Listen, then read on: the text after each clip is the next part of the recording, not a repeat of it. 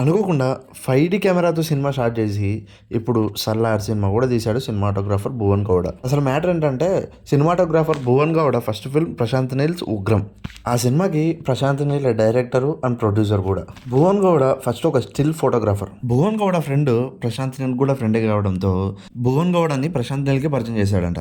ఆ టైంలో 'ఉగ్రం' సినిమాకి ఒక సినిమాటోగ్రాఫర్ కూడా ఉన్నాడు.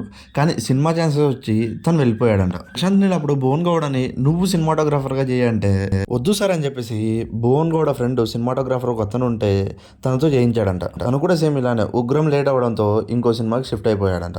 అండ్ ఫైనల్ గా ప్రశాంత్ నీల్ ఒక్కటే అన్నాడు భువన్ గౌడతో, నువ్వు సినిమాటోగ్రఫీ చేస్తే సినిమా తీద్దాం, లేదంటే ఆఫ్ చేద్దాం, ఎందుకంటే నా దగ్గర ఇప్పుడు డబ్బు కూడా లేదు, చేస్తే నువ్వు చేయి అన్నాడు. దాంతో 5D కెమెరాతో ఒక 2 days వర్క్ చేయించి తర్వాత మెయిన్ కెమెరాతో చేయించారంట. రాజమౌళి గారి లాగే తిను కూడా భువన్ గౌడని వదలలేదు. ఉగ్రం, KGF 1, KGF 2 అండ్ ఇప్పుడు 'సలార్' సినిమాటోగ్రఫీ మాత్రం అదిరిపోయింది.